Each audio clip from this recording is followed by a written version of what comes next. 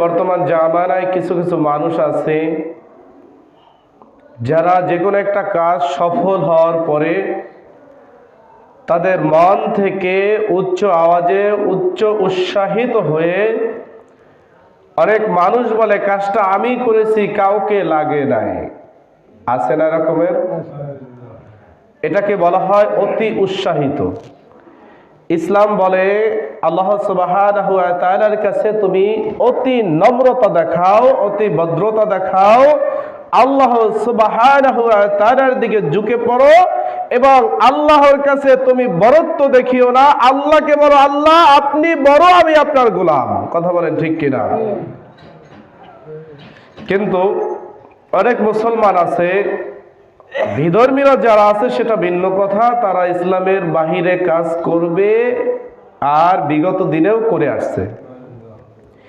কিন্তু আমরা মুসলমান অনেকে আছি যে একটা কাজ সফল হওয়ার পরে আমরা বলি কাজটা আমি করেছি, কাউকে লাগে নাই।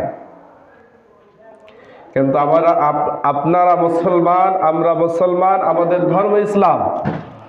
আমাদের জবান থেকে যখনই কাজটা সফলতা আসবে তখনই সর্বপ্রথম যে আওয়াজটা হবে যে আলহামদুলিল্লাহ। কি আওয়াজ হবে ভাই? এটা জবান খুলে বলেন আলহামদুলিল্লাহ। তাহলে কি হবে?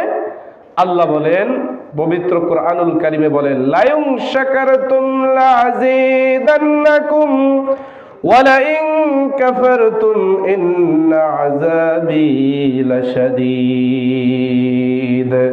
বান্দা যখন আমার শুকরানা আদায় করলো, দুনিয়াবি কাজ করার জন্য যখন বিসমিল্লাহ বলে কাজটা শুরু করলো, আমি রব্বে কারীম ওই আমার রহমতি ফেরেশতা দ্বারা ওই বান্দার জন্য পাঠিয়ে দিলাম, হে ফেরেশতা যাও, এই কাজটা শুরু যখন করেছে আমি রব্বে কারীমের বিসমিল্লাহ শরীফ পড়েছে, বিসমিল্লাহির রহমানির রহিম,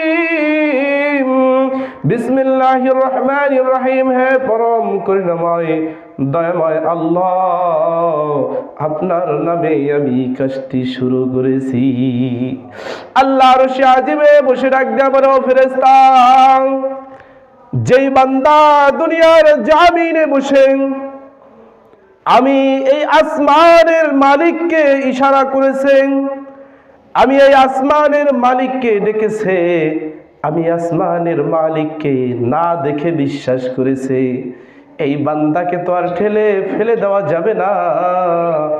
এই বান্দাকে আমার রহমতের ছায়া দিয়ে ডেকে দাও। সুবহানাল্লাহ। আর একটু জোরে হবে না সুবহানাল্লাহ? এই বান্দাকে আমার রহমতের ছায়া দিয়ে ডেকে দাও। এই বান্দা দুনিয়ার ভিতরে যেই কাজ করতে নিয়েছেন একা করতে পারবে না, গায়েবী খাজানার দ্বারা আমার রহমতের ফেরেশতা তুমি এই কাজটা সহযোগিতা করে বান্দার সাথে কাজ করে সফলতা দান করে দাও। সুবহানাল্লাহ। যখনই বান্দা কাজের শুরুতে বিসমিল্লাহ বলে কাজটা সফল হয়েছে, এবার যখন সফল হওয়ার সাথে সাথে বান্দা যখন বলে দিলে আলহামদুলিল্লাহ, আল্লাহ সমস্ত ফেরেশতাগুলোকে একসাথে ডাক দিয়ে আরশে আজিমে বসে ফেরেশতাদেরকে নিয়ে গর্ব করে বলে ও আমার ফেরেশতারা, এই বান্দাদেরকে তো তুমি বানাইতে নিষেধ করেছিলা, আর এই বান্দা প্রত্যেকটা কাজের শুরুতে আমি রহমানুর রহিমকে স্মরণ করেছেন, আমি আল্লাহকে না দেখে বিশ্বাস করেছে, আমি আল্লাহ পাক রব্বুল আলামিনকে ইশারা করে ডেকছে ও রহমানুর রহিম, তোমার নামে আমি কাজগুলো শুরু করে দিলাম। আবার যখন কাজ শেষ হয়ে গেলে আমি রব্বে কারীমের শুকরানা আদায় করেছি, আলহামদুলিল্লাহ, হে আল্লাহ আমার এই কাজগুলো সফল হওয়ার কারণে রব্বে কারীম আপনার শুকরানা আমি আদায় করে দিলাম।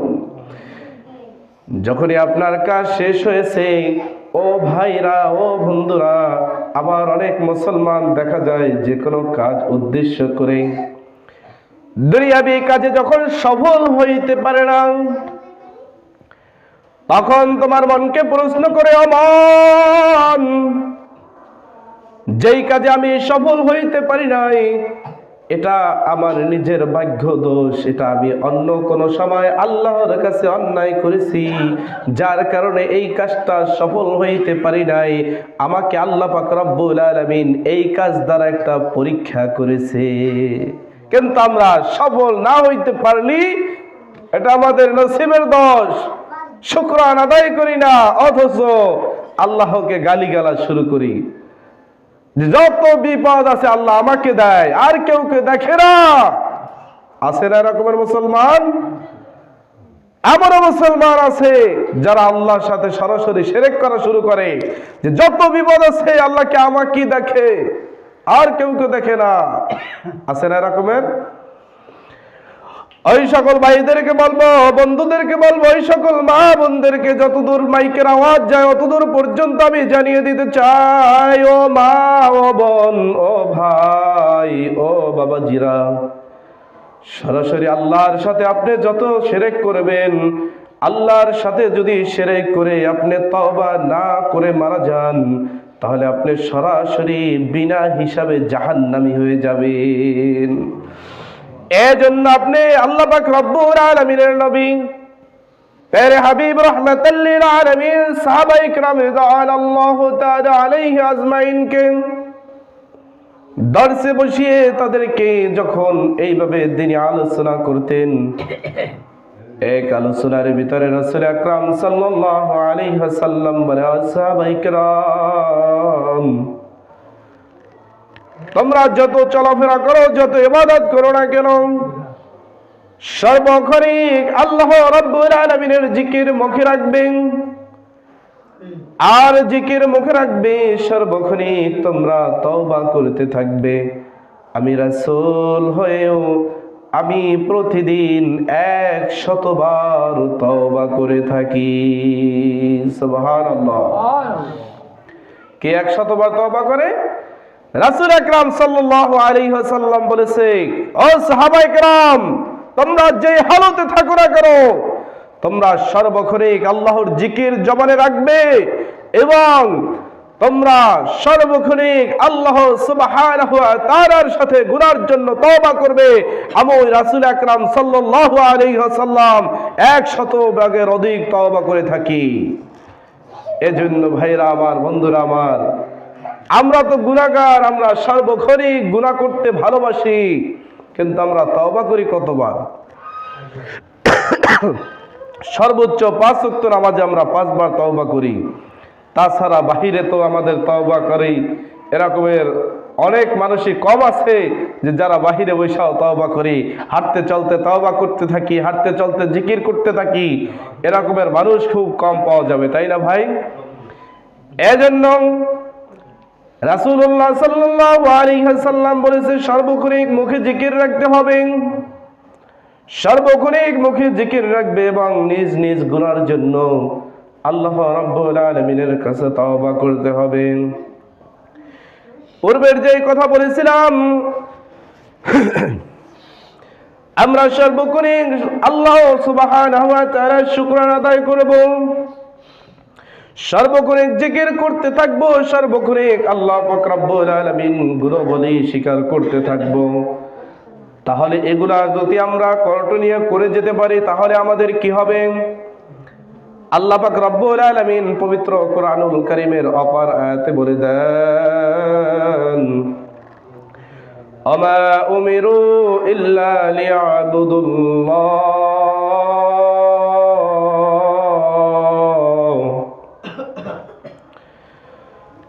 আমা উমিরু ইল্লা লিয়াবুদুল্লাহ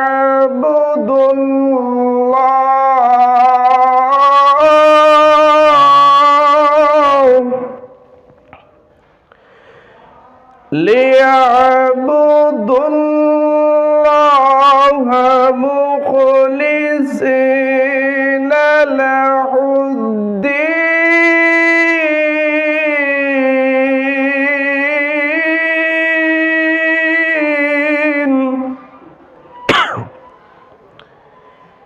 যে বান্দা আমার সর্বক্ষণিক জিকির করতে থাকবে, যেই বান্দা তার নিজ গুনার জন্য তওবা করতে থাকবে, যে বান্দা আমার কাছে নিজ নিজ গুনার জন্য তওবা করবে, আমি রব্বুল আলামিন ওই বান্দাকে মুখলেস বান্দা বলে দুনিয়াতে ঘোষণা করে কাল কিয়ামতের ময়দানে আমি আল্লাহ সুবহানাহু ওয়া তাআলা তার ইবাদতের যেই নেক আমলটা ছিল ওই আমলটার ওসিলা করে আমি কিয়ামতের ময়দানে তাকে জান্নাতি বলে ঘোষণা দেব। বলেন না সুবহানাল্লাহ।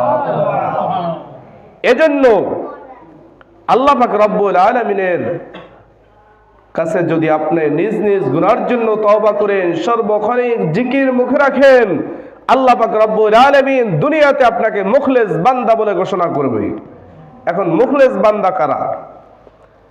মুখলেস বান্দা তারাই যারা 5 ওয়াক্ত নামাজ সঠিক মতো আদায় করে, যারা মিথ্যা থেকে পরিত্যাগ থাকে, মিথ্যা কথা বলে না এবং হারাম থেকে বাঁচিয়া থাকে, হালালকে উপার্জন করে।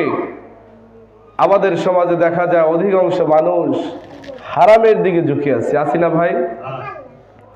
মিথ্যা দিকে ঝুঁকে আছি। আল্লাহ বলে মুখলেস বান্দা ওমা উমিরু ইল্লা লিয়াবুদুল্লাহ মুখলিসিনা লাহুদ্দিন, তারাই মুখলেস হবে যারা মিথ্যা থেকে বাঁচিয়া থাকতে হবে, হারাম থেকে বাঁচিয়া থাকতে পারবে, আল্লাহ সুবহানাহু ওয়া তাআলার জিকির করবে, আল্লাহ সুবহানাহু ওয়া তাআলার সাথে নিজ নিজ গুনার জন্য তওবা করবে। আল্লাহ পাক রব্বুল আলামিন এই কয়টা কাজ আমি অধম গুনাহগারকে সহ সকলকে করার তৌফিক দান করে, সকলে বলে আমিন। আল্লাহ পাক রব্বুল আলামিন মুখলেস বান্দা হতে ও ভাই বেশি কিছু লাগে না। আল্লাহ পাক রব্বুল আলামিন তো বলে দিয়েছেন এক মুসলমান অপর মুসলমানের ভাই। দেখেন আমাদের ভিতরে কি বন্ধুত্ব, কি ভালোবাসা আল্লাহ পাক রব্বুল আলামিন তৈরি করে দিয়েছে। একই মায়ের সন্তান না, একই বাপের সন্তান না, ভিন্ন ভিন্ন বাপের হলেও আল্লাহ পাক রব্বুল আলামিন পরিচয় দেয় দুই মুসলমান একত্রিত হলে এটা ভাই। কেমন ভাই? আল মুসলিমু আখুল মুসলিম, এক মুসলমান অপর মুসলমানের ভাই। আমাদের দিন ইসলাম, ইসলামকে আল্লাহ পাক রব্বুল আলামিন কত সুন্দর করে সাজিয়ে দিয়েছে। কার উসিলায় সাজিয়ে দিয়েছে? মুহাম্মদুর রাসূলুল্লাহ সাল্লাল্লাহু আলাইহি ওয়াসাল্লাম, যেই নবীর উসিলায় আমরা এত সুন্দর একটা ইসলাম পেয়েছি, সেই নবীর জন্য একটু দুরূদ শরীফ পড়ি। আল্লাহুম্মা সাল্লি আলা সাইয়্যিদিনা মাওলানা মুহাম্মদ ওয়া আলা আলি মাওলানা মুহাম্মদ। ধন্য গো আমেনা বিবি,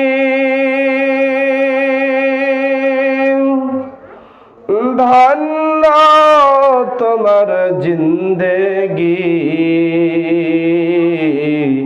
আসল ভাবে তোমার কুলে রাহমাতাল লিল আলামিন। আল্লাহুম্মা সাল্লি আলা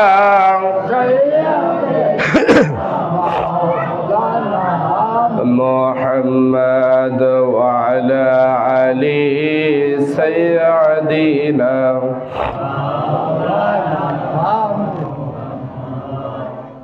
ভাইরা আমার, আল্লাহ পাক রব্বুল আলামিন যেই নবী মুহাম্মদুর রাসূলুল্লাহ সাল্লাল্লাহু আলাইহি ওয়াসাল্লামকে দুনিয়াতে পাঠিয়েন, আমাদেরকে শিক্ষক, আমাদের সেই শিক্ষক বানিয়েন, আবার সেই নবীরা তার আমাদের সকল মুসলমান এমন ভাবে সুন্দর আত্মীয়তা বন্ধন করেছেন।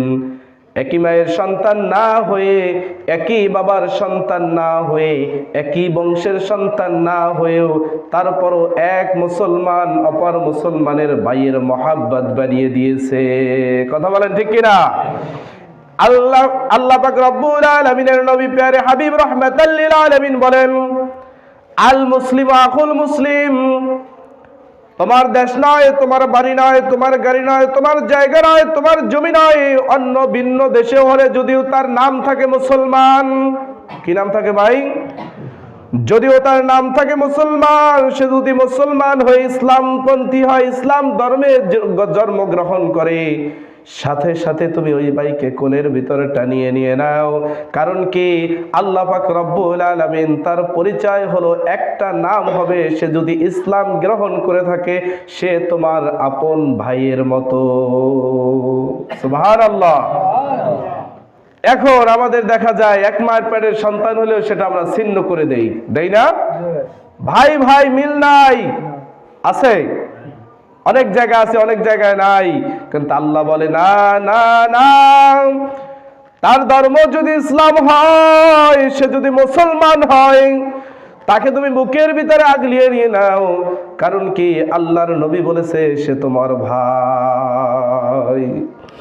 আর যদি তোমার এই ভাইকে তুমি যদি ছিন্ন করে দাও, এই আত্মীয়কে যদি তুমি ছিন্ন করে দাও, মা বাবার একই মায়ের সন্তান হয়ে তাকেও যদি তুমি ছিন্ন করে দাও, এক কথায় তোমার বংশবলী তুমি যদি কোনো আত্মীয় ছিন্ন করে দাও, আল্লাহ পাক রব্বুল আলামিনের তরফ থেকে ঘোষণা হলো ফি নারি জাহান্নামা খালিদিনা ফিহা। ওই যেই বান্দা আত্মীয়তে ছিন্ন করে দিবে, যেই বান্দা নিজের আত্মীয় স্বজনকে ছিন্ন করে নিজে একত্রিত হয়ে থাকবে, আল্লাহ পাক রব্বুল আলামিন কিয়ামতের ময়দানে ওই বান্দাকে দুনিয়ার যেইভাবে অন্ধকার আছে তার চাইতে গহীন অন্ধকার দিয়ে কিয়ামতের ময়দানে দাঁড়া করাবে। কারণ সে দুনিয়াতে একত্রিত রয়েছে, একা রয়েছে, কোন আত্মীয়কে পরিচয় দেয় নাই, আত্মীয় ছিন্ন করছে। কিয়ামতের ময়দানে তার কোনো আত্মীয় থাকবে না, স্বজন থাকবে না, বন্ধু থাকবে না, ভাই থাকবে না। কিয়ামতের ময়দানে আল্লাহ পাক রব্বুল আলামিন তাকে একা করে অন্ধকার হয়ে উঠাবে। তোমার কোনো আত্মীয় স্বজন নাই, তোমার কোনো বন্ধু নাই, তোমার জায়গা হলো ফি নারে জাহান্নামা খালিদিনা ফিহা, তোমার জায়গা হবে জাহান্নাম। এই জন্য ভাইরা আমার, বন্ধুরা আমার, আপনার আমার বাসায় যদি এক আত্মীয় আসে, আমাদের কপালগুলো গোছাইয়ে যায়। কেন গোছায়? বর্তমান সমাজে কি খরচ, আবার ওই ভাইকে পরিচয় দেয় বিয়ের সময় তো দাওয়াত দেওয়া লাগবে, তা তো এত দাওয়াত পাবো, এত আয়োজন করতে হবে। আবার অনেক আছে ওকে দাওয়াত দিলে আমার কোনো ক্ষতি করে নাকি, এরকম আছে না? এক মুসলমান অপর মুসলমান যদি ভাইয়ের পরিচয় দেয়, তা আমার ভাইকে তো আমি কোনোদিন ক্ষতি করব না, ঠিক না? আমার ভাইকে আমি ক্ষতি করব? এই ক্ষতি যেন না করি, এর জন্য আমাদেরকে বন্ধুত্ব, ভালোবাসা, মহাব্বত এইটা সৃষ্টি করে দিয়েছে আমার নবী জনাবে মুহাম্মদুর রাসূলুল্লাহ সাল্লাল্লাহু আলাইহি ওয়াসাল্লাম। যে আল মুসলিম আখুল মুসলিম, এক মুসলমান অপর মুসলমানের ভাই। যখনই পরিচয় দেবে আমি মুসলমান, আমার ধর্ম ইসলাম, তখনই আপনার কোলের ভিতরে আগলিয়ে রাখেন, কারণ সে আপনার ভাই। আল্লাহ পাক রব্বুল আলামিন এক মুসলমান অপর মুসলমানের ভাই অন্তরের ভিতরে মহাব্বত করে, সবাইকে ভাই পরিচয় দিয়ে মহাব্বত করে দিন ইসলামের দাওয়াত প্রচার করে সবাইকে যেন আল্লাহ পাক রব্বুল আলামিন 5 ওয়াক্ত নামাজ এবং ইসলামের সহি বুঝ দিয়ে ইসলামের সহি হেদায়েত নসিব করে। সকলে বলি আমিন। ওয়া আখিরি দাওয়ানা আলহামদুলিল্লাহি রাব্বিল আলামিন।